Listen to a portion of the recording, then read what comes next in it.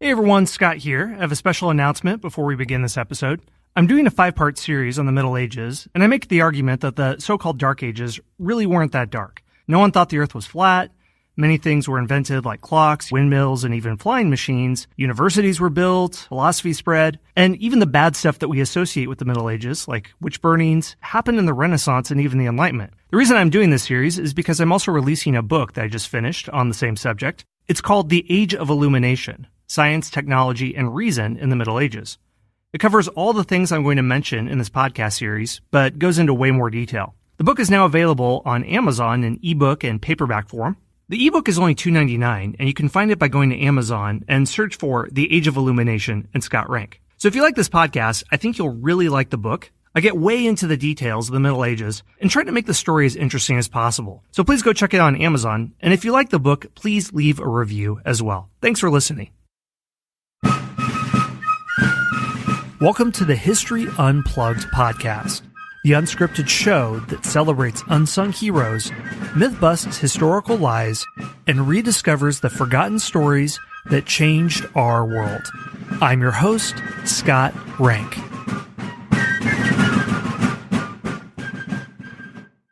Hey everyone, welcome back to our series on counterintuitive facts about the Middle Ages. In this episode, we're going to be talking about two things that people probably don't associate with the medieval period. The first is technology and technological advancement, and how technology actually moved forward significantly in the Middle Ages. And many people think that there was really no progress from about 500 to 1500, but we're going to see that that's not true. The second thing we're going to look at is leisure. People took a lot of time off in the Middle Ages. It's not as if everyone who wasn't a king was working as hard as a plantation slave in antebellum America. In fact, your average peasant took off way more time than the typical American worker or worker in the Western world today. So a typical peasant had way more leisure time than we do now. First, let's talk about medieval technology, because there are inventions that appear centuries before you would ever think they would show up. I first got clued into this when I was in my master's program and I wrote a 50-page research paper on clocks in the Ottoman Empire. And if that sounds grueling, then don't go to a master's program, because that's the type of stuff that you're in for. And if your response to me saying that isn't, wow, that sounds interesting, but why would anyone do that? Then there you go. Anyway, when I was reading sources about the early clocks, there was a question that people had. Sort of a chicken and the egg question of, did people build clocks because they needed to keep track of time? Or did people start keeping track of time because there were clocks around? The reason this question is tricky is because early clocks were not terribly accurate and they had to be reset frequently. So the question is, why even bother having clocks around if they're not going to be accurate? That's the point of a timepiece, isn't it? It's like having a ruler whose measurements are off. If your tool of measurement isn't accurately measuring, then what's it supposed to do? Well, this question isn't resolved, but one point overlooked in this whole discussion is how mechanically complicated clocks had to be. Your calibration has to be very accurate in a clock so that it doesn't become inaccurate. Your margin of error is almost infinitesimal. Even if you're off a few seconds in a day, that adds up so quickly that soon the timepiece isn't accurate. And imagine trying to make a precision timekeeping device when you don't have precision instruments and you have to make tiny gears. You have to come up with all sorts of inventions like eyeglasses, magnifying glasses, and other tools to get down in there. Well, inventors did come up with precision tools, and inventors and clockmakers were able to make extraordinary devices.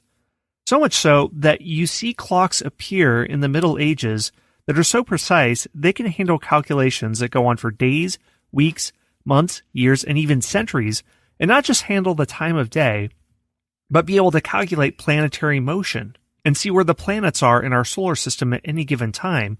And you basically have a mainframe computer being built all the way back in the Middle Ages. So clocks were my entry point into this, and I want to tell one more story about a clock before we dive more deeply into what technological advancement looked like in the Middle Ages. We're going all the way back to the year 807. We're coming back to our favorite stock figure that always shows up in a discussion of the Middle Ages, and that is Charlemagne.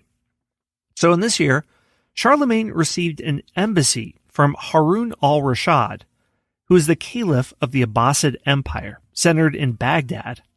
The Abbasids were probably one of, if not the most powerful state in the world west of China, and the discussion with Charlemagne was to go over the possibility of a military alliance.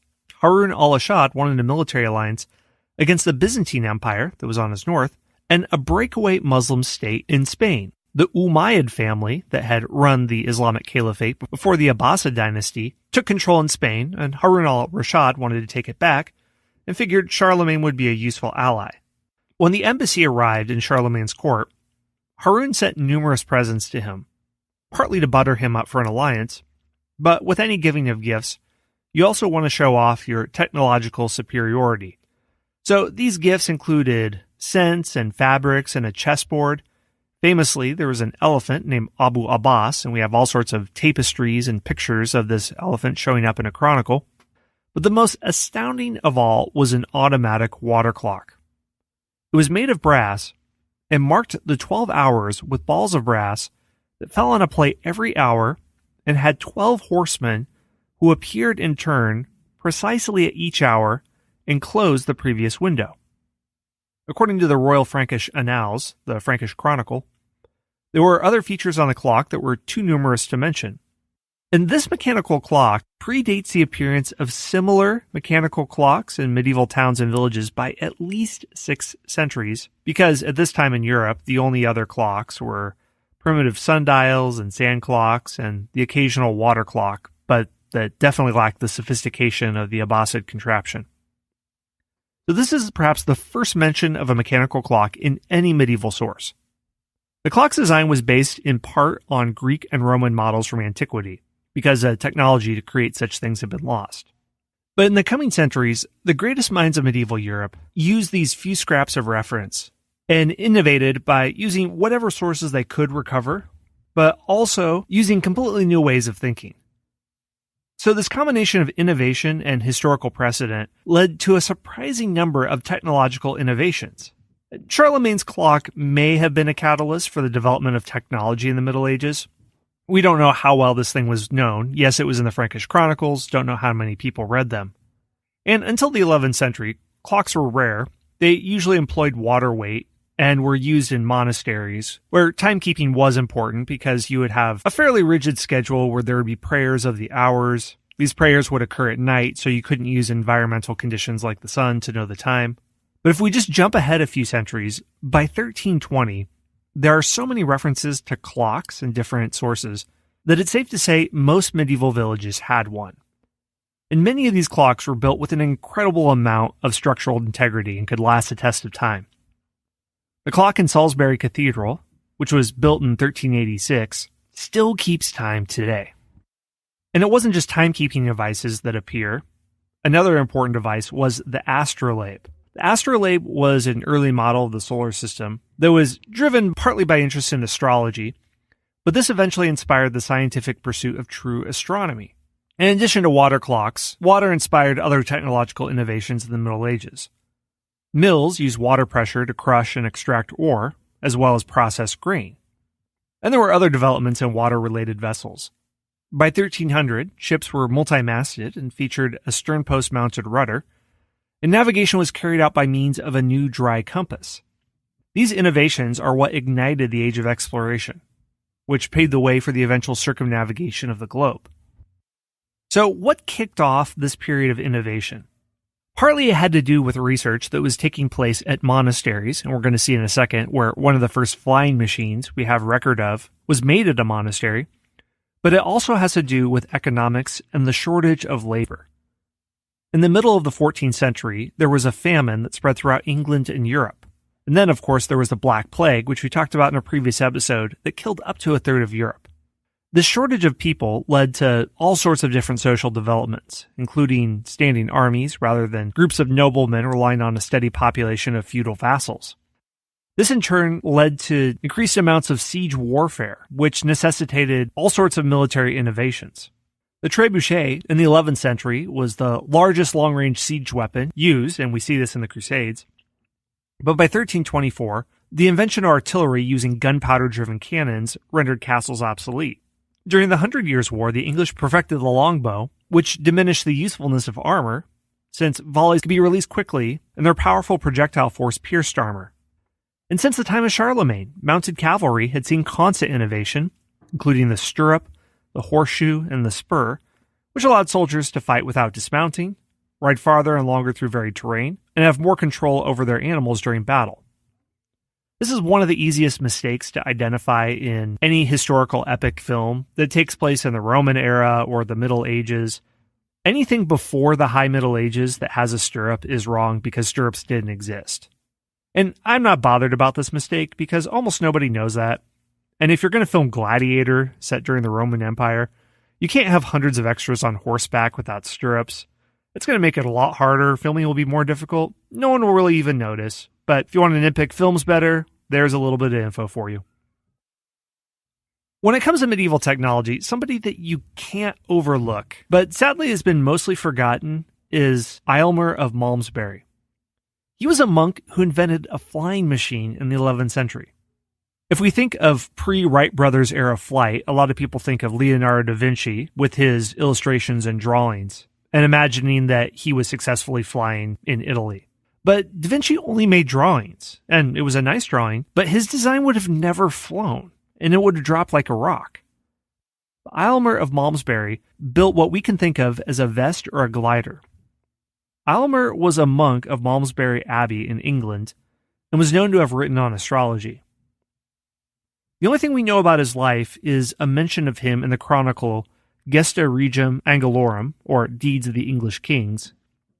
It was written by the medieval historian William of Malmesbury in 1125. He was a monk in the same abbey as Almer, and he likely obtained his account from contemporaries of him.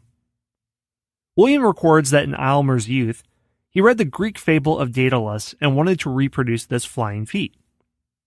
And also, flying wasn't fantasy to medieval technical enthusiasts. Craftsmen developed small drawstring toy helicopters, windmills, and sophisticated sails for boats. Church artists depict angels with increasingly accurate depictions of bird-like wings, and they detailed their curvature that would have been necessary to generate sufficient lift for a bird or an airplane to fly. These projects culminated into general acceptance that some sort of contraption could obtain temporary flight through physical effort and human reason. With all this knowledge in tow, Almer developed his glider, and he dragged it to the top of a tower at Malmesbury Abbey to test his theories. We don't know what was going on in the monk's mind, but he was probably thinking of theological principles as much as physics principles. Maybe he had doubts as to whether mortal flesh could actually fly due to the weight of sin. Because in the Middle Ages, the line between spiritual and material was very porous. So he took his contraption to the top of the abbey, stepped off, and took flight. Here's what we have of Almer's flight in the chronicle about him. He was a man learned for those times, of ripe old age, and in his early youth had hazarded a deed of remarkable boldness. He had by some means, I scarcely know what, fastened wings to his hands and feet, so that, mistaking fable for truth, he might fly like Daedalus, and, collecting the breeze upon the summit of a tower, flew for more than a furlong, which is 200 meters or 220 yards. But, agitated by the violence of the wind and the swirling of air, as well as by the awareness of his rash attempt, he fell, broke both his legs, and was lame forever. He used, to relate as the cause of his failure, his forgetting to provide himself a tail. So the design of Almer's apparatus would have resembled something like a bird if he had in fact managed to glide downward against the breeze by utilizing gravity and the wind. But since he didn't attach a tail to his device, he would have been unable to balance himself forward and backwards, as a bird does by slight movements of its wings. So his apparatus didn't allow him to achieve true soaring height, but a tail would have allowed him to glide down in safety. So the total length of his flight was 2.5 football fields long. Given that he flew for more than a furlong, meant that he would have been airborne for approximately 15 seconds. The exact flight path isn't known because the abbey in which he flew is larger than its 11th century counterpart. But he presumably flew over many buildings because Oliver's Lane, which is off the present-day High Street and approximately 200 meters from the abbey, is where Almer landed. The story of his flight was told and retold